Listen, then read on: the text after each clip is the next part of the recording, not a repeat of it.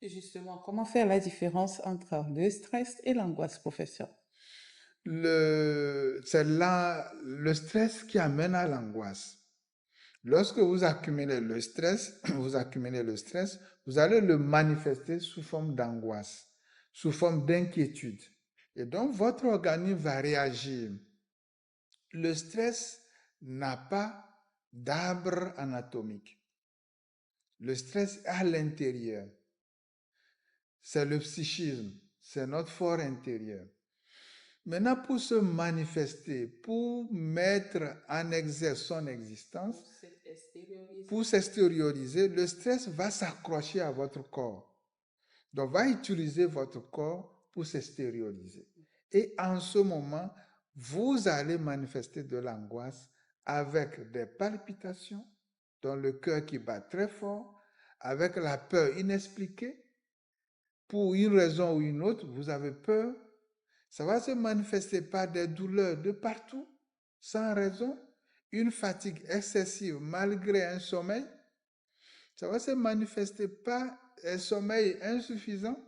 Vous allez dormir toute la nuit, vous vous réveillez comme si vous n'avez pas dormi. Parfois, vous allez au lit, le sommeil vient, une heure de temps après, vous vous réveillez, c'est parti pour le matin, le sommeil refuse.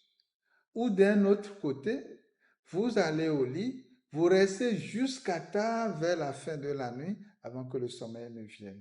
On pense qu'on est malade, mais en fait, on est stressé. Oui, en fait, c'est une maladie.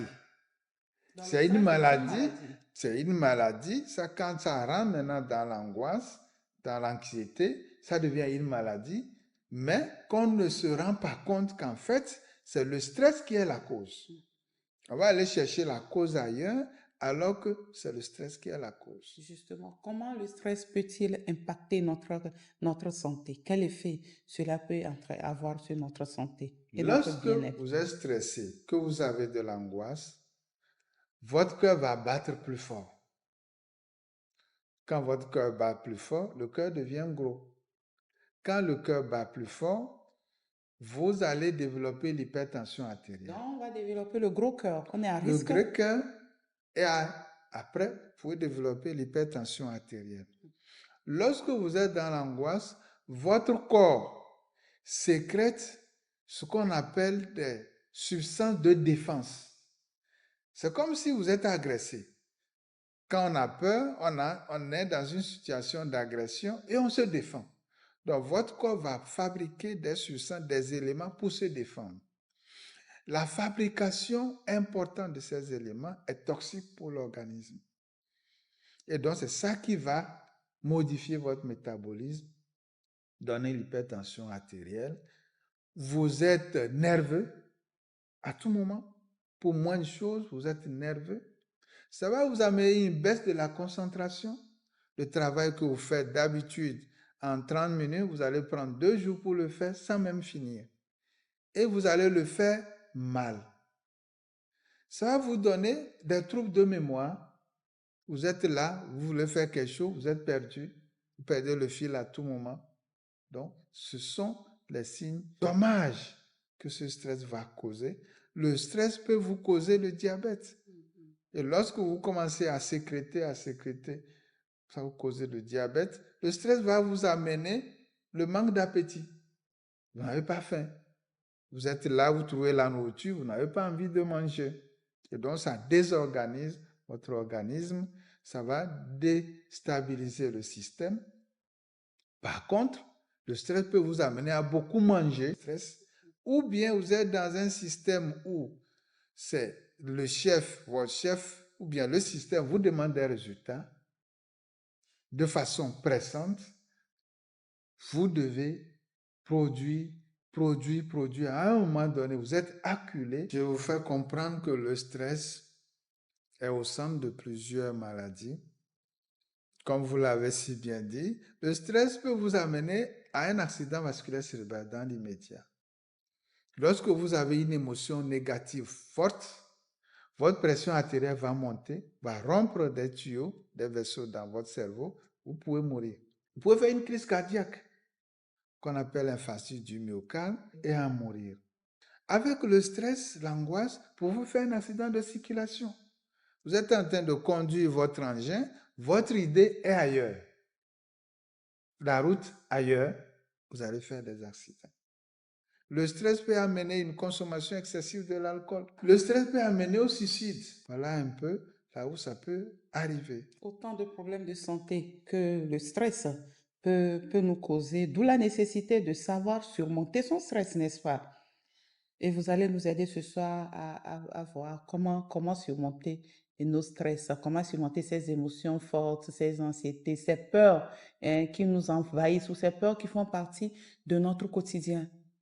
Évidemment, comme vous l'avez dit, ce sont des situations avec lesquelles nous sommes appelés à vivre au quotidien. Nous devons apprendre à vivre avec. Et nous devons développer des stratégies pour prendre de la hauteur. C'est ce qu'on dit, prendre de la hauteur. Relativiser les accusations, relativiser les jugements, minimiser les appréciations. Prendre de la hauteur face à toute situation. Il faut faire avec, il faut s'adapter, il faut se conformer, il faut faire avec. Le stress pourrait aussi agir sur la fertilité. Est-ce que c'est vérifié? C'est vérifié, le stress est un agent motivateur et un agent dépresseur.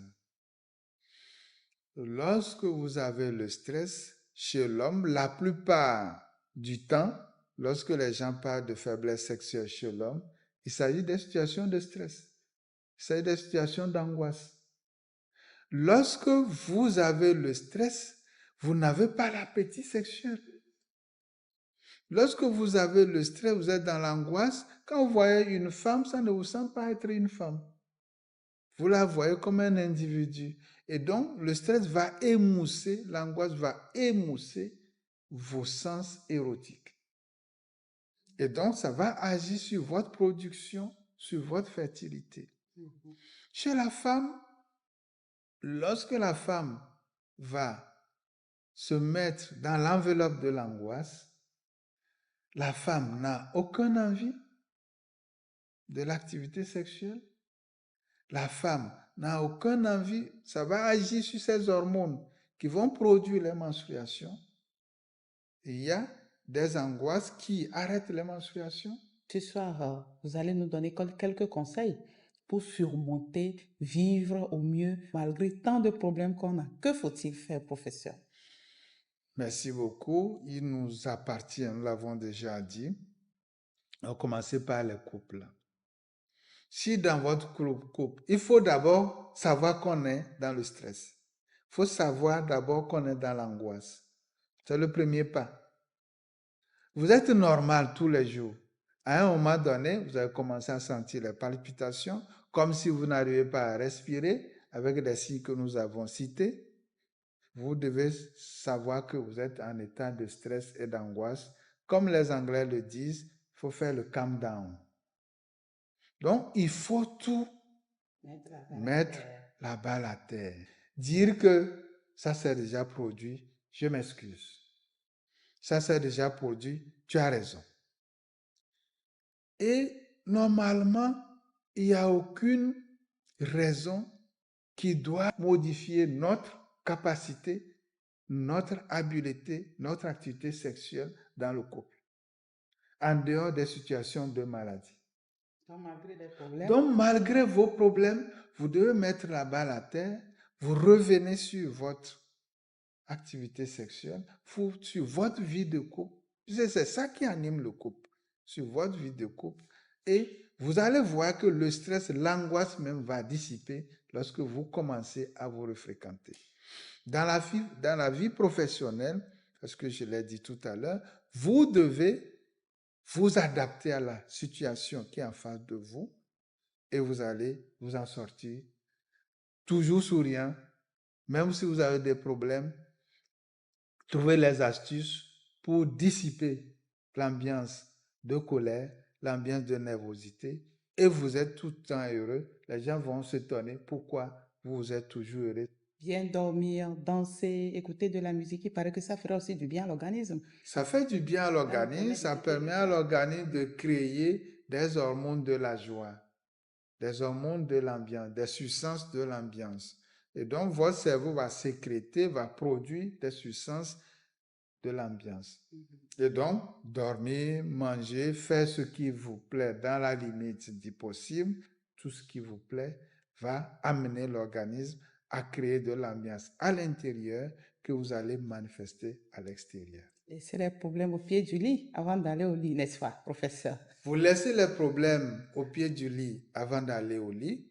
Vous laissez les charges professionnelles au portail avant d'aller dans la maison. Merci beaucoup, professeur. Quel est ce dernier message, ce dernier mot que vous avez à l'endroit de nos chers téléspectateurs ce soir pour clore Je notre souhaite rendez-vous? que chacun soit dans le bonheur et que nous apprécions le minimum que nous avons avant d'acquérir le plus.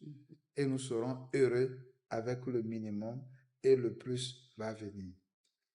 Enemia, lọ́kùnrin lọ́bùnrin àgbàlagbà ya mo kí ẹ lálẹ́ àfàfọ̀ bẹ́ẹ̀ ní ọ̀nì àǹkọ́wà gbo kàkàǹká ha kàkàǹká jẹ́ lọ́kàn bóyá à ń bú ni bóyá iṣẹ́ ni kàá ṣe líye bóyá ni àlọ́ sùkú àkábù ọ̀nì àǹkọ́ lọ líṣẹ́ àǹkábù ẹni ẹ̀ǹkó yè ní bóyá wùkọ̀jọ́ ni àlọ́ wùkọ̀ tí kò gbé nǹkan kan ṣe ńlẹ̀ ayé njàmíà náà nẹ́yẹ njàmíà náà ṣe bẹ́ẹ̀ mi kò tí kò ṣe nǹkan kan bá sí ẹ̀mọ́ wa bẹ́ẹ̀ gbà wọ́n wá ṣìṣe ní ṣe ẹ̀ǹkọ́ afú ẹ líyàn ìṣe ẹ̀ pàpà nǹkan tí kò pa ẹ́ àwọn mẹ́wàá fọ̀ ní wàá lọ mọtí wàá mọtí tán ìṣe ẹ̀ǹkọ́ wà fẹ́ donc nǹkan yà fọ̀ lálẹ́ yẹn nẹ̀ ní ẹnẹkẹ́nẹ kọ́ fu ìṣe ìjọ́ ni kọ́ wà láyọ̀ kọ́ wà á nọ ìfẹ́ kọ́ wà á nọ ayémọ ẹ̀sán dọ̀fẹ́ ní ṣe ìjẹ́ ìdọ̀fẹ́ ní ṣe bọ́ọ̀nì ẹ̀bùẹ́